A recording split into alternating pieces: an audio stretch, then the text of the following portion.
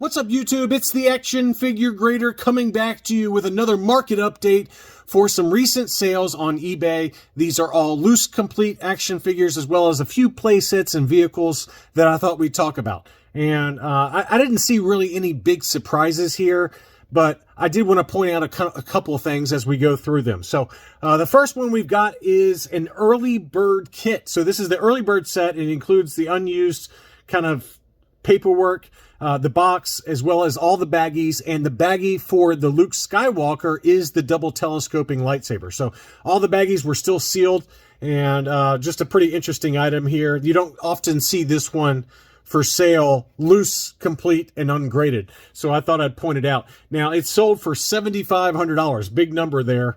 But it was the Luke Skywalker double telescoping saber. You can kind of see that here because the inner filament is kind of pushed all the way in versus the standard saber. It would actually, have a little bit of a larger filament there.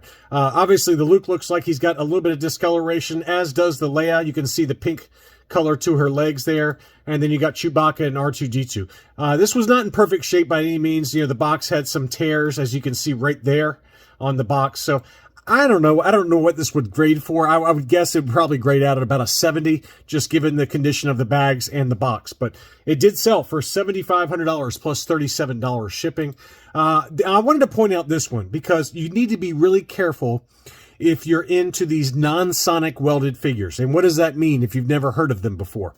Non-sonic welded means is that the figures were never sonically welded, and they're just basically parts. And they're pretty desirable when they're true non-sonic welded overstock figures. You see them a lot with Lily Letty's made in Mexico because the factory went out of business. There were parts everywhere, big boxes of parts. They made their way to the secondary or black market, and you often do see unpainted, non-sonic welded Lily Letty overstock figures. This is not what this is, okay? So you need to be really careful paying, in this case, $180 for this quote-unquote non-sonic welded Jawa. But what you need to look at are the sonic weld areas on the inside of the figure. And you can very clearly see at the top of the head there, it's got damage. And then it also has, where my cursor is, damage from where this figure was pried apart. And so this is really not a non-sonic welded figure. This is really just a broken figure that has been falling apart. And, the seller kind of disclosed that. You can kind of see here at the top of the head, it's been pried apart. And so this is not worth anything. Okay, this is not something that you could send in to be graded in one of those really cool cases that Collector Archive Services offers for non-sonic welded figures. This is a broken figure, and it would not be graded. It would be archived or rejected outright by CAS. So be careful buying these, and it's not worth $180. This is like a $10 figure, $20 figure. You're basically paying for the cape and the blaster. And so just be careful when you see on eBay non-sonic welded figures. Look at the photos really closely, and you can see very clearly here that it's got damage to the top of the head as well as to the sonic weld areas. A true non-sonic welded figures would be completely clean. There would be no glue residue like you see over here. And no kind of damage whatsoever. So somebody overpaid for that one, and just be careful with those. And I got burned on a couple myself early on when I didn't know what I was doing, and you just got to be really careful. Anyway, I just wanted to point it out more as a kind of an FYI. And if you type in Action Figure Grader non-sonic welded, it'll pop up with a video that goes into detail about that, and it'll show you two examples, one that's non-sonic welded and one that is basically a weak weld. And I made a video on that several years ago, but it is still up on the channel somewhere. All right, next up, I got some 12-inch figures. We got the Jawa, loose complete. Looked to be in pretty decent shape. A little bit of scratching to the bandoliers, but otherwise in pretty decent shape. That one sold in an auction for $102.50. But here was the big one. The IG-88, as we all know, is the most expensive of the 12/15-inch figures. This one was complete with the bombs for the bandolier. That's usually the parts that are missing are those little red bombs that pop out. And this one sold for $1,500. And, really, I think what you're paying for there is the box, because the IG-88 is easily the rarest of the 15-inch or the 12-inch figures. And mint and sealed box, and like even in low grade, they can go for double this price, if not more than that. So That's really what the buyer was paying for. Now, for a loose, complete 15-inch IG-88 without the box, you might be able to get it for, I'd say, about half that price, $800-ish, maybe $900, somewhere in that ballpark at the top end. So, really what they were paying for here was the box to pay $1,500 for that one. Another blue snag sold. As I told you, blue snags are pretty common. And here was another one that was on eBay, and it was in pretty good shape. It had one little scratch on the hand there, a little bit of discoloration to the boots, but pretty minor. The torso was actually in really great shape, though. The belt buckle was in great shape. No discoloration whatsoever to the torso there. The belt looked really clean. I would guess this would probably grade out at about an 80 or an 80 plus. And this one did sell for $470, which I thought was a really good deal relative to what these can go for sometimes. So good deal on that one. Next up is that Hollow Cheeks Tuscan Raider that was at auction. It was not advertised as such, but I included this in my last What to Buy video a week or two ago. And I said, hey, the seller didn't note it as such, but it is the Hollow Cheeks. And it looked to be in really clean condition. I think it would grade very highly. One little scuff on the arm there that you can see that might clean off with, some soap and water. But the paint apps on the face and the horns especially were very, very clean. So I think this would grade an 80 plus, if not higher. And it sold for $338. So that's a data point to aim for if you're looking for a loose, complete, ungraded Tuscan Raider Hollow Cheeks. And, loose graded and high grade, we've seen them sell for big money before. CIB had one that sold last year, I think for over $1,000 if memory serves. I was bidding on it, and I was like, I think my max is like $700 or $800, and it blew past that number. And I'm pretty sure it sold for over $1,000. But I think in today's environment, it probably wouldn't sell for that. I think $600 to $700 in high grade, already graded, is probably the number I would aim for personally. And that's one I still need. It's on my target list for this year, but I wanted to send it out to you guys in case you wanted it. And clearly the market reacted. $338 on that one. I thought that was a good deal, though. Next up here was another Tuscan Raider in not nearly as good a condition. I didn't look up what the best offer was that was accepted on this one, but you can see very clearly that the paint apps on the silver had really worn away on the horns there. It had some chipping to the hands. So this is probably at best like a 70 grade would be my guess. You can also see some wear around the bandolier. So this would be a low grade example. It was listed for $300. I mean, to me, I'd probably pay no more than $200 to $225 for that, but I did not look it up what that sold for. I mean, given that this one was pretty near mint, that sold for $338. I'm hoping that whoever bought that one didn't pay more than like $225 for that one. Next up is another rare variant that we don't talk about that much, but this is the molded legs Cater variant for the Han Solo and Hoth. And usually the painted legs for the Han Hoth is the most common. But there were some select examples where the legs were made with a beige plastic, and this is one of them. And they're very desirable. It's kind of the opposite of the Han First 12. The Han First 12 with the painted legs is very desirable, but the Han Hoth with the molded legs is the more desirable variant. So this one was not perfect, but it was in pretty clean shape. I'm guessing it's probably like a 75 plus or maybe an 80 at the low end. It had some wear to the scarf there that you can see. But that one did sell for $109.95. So just kind of a rare, tough to find variant to keep an eye out for is the molded legs Han Hoth. Next up was a beautiful example of the Droopy McCool. It looked to be very clean. Whoever took these photos did a really nice job of making it look shiny. So it looked really nice. I don't know what this would grade at. It looks like maybe there's a slight color variation versus the arms and legs versus the head and body. It's very slight, but you can kind of see it here where the body is just a slightly different shade. And part of that just might be because it's a different plastic maybe that was used, but it was very slight. I would guess this would grade out at an 80 or an 80 plus, but a very nice looking figure. This one did sell up in Canada for 186 Canadian dollars, which is 140 US dollars for that Droopy McCool.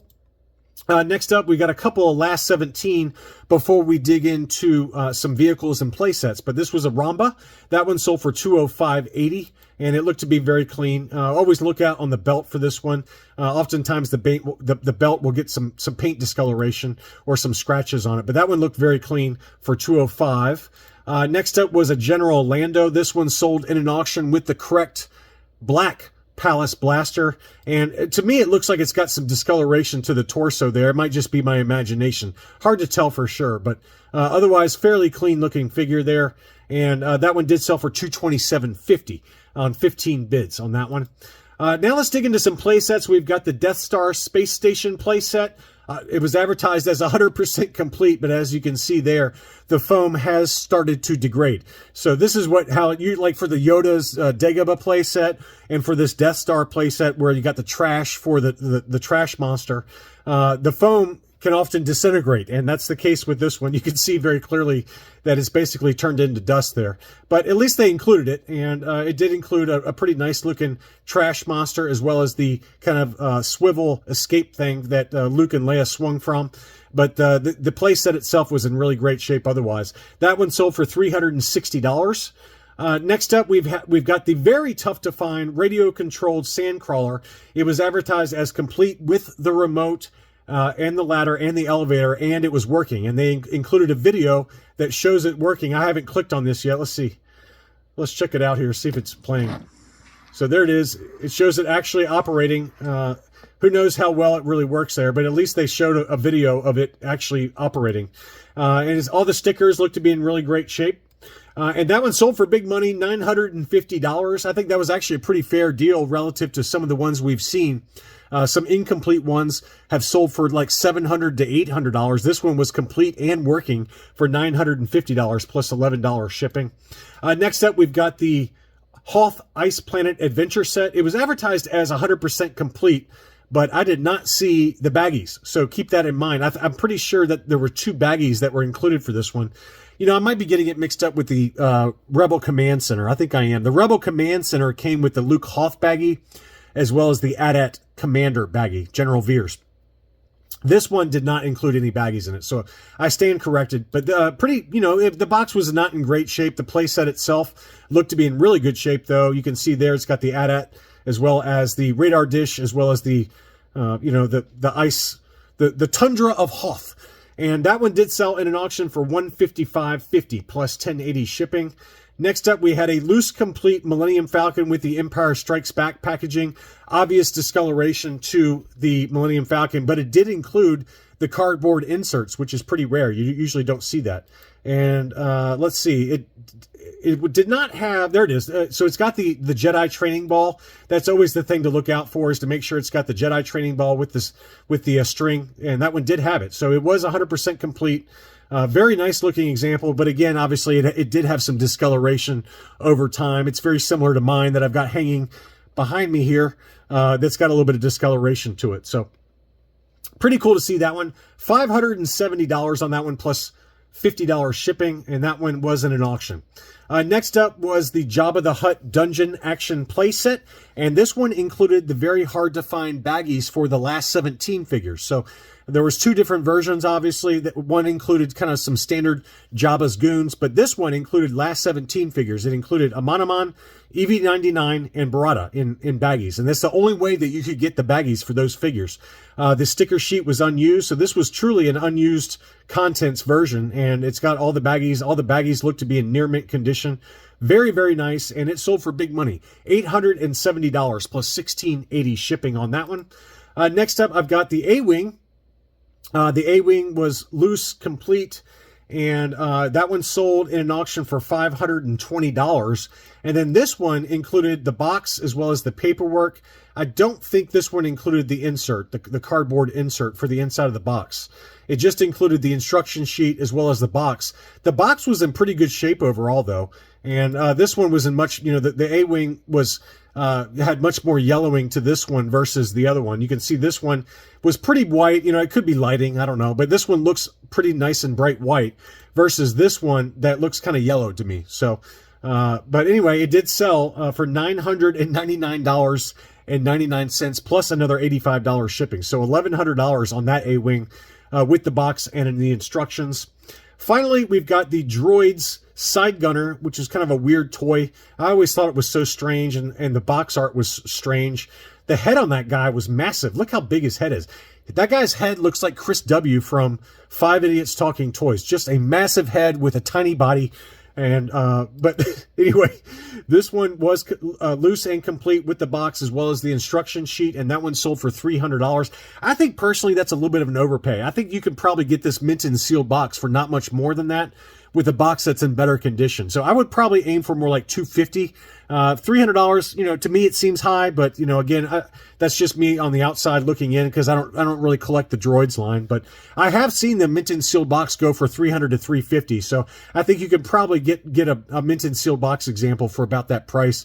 And then loose graded, or not loose graded, but mint and sealed box graded or qualified graded, it's, you know, usually $450 to $500, somewhere in that ballpark. Anyway, that's all I really had for this loose complete market update for vintage Kenner Star Wars toys. I hope you enjoyed it. Please consider subscribing. Please leave a like if you liked the video, and I'll be back soon.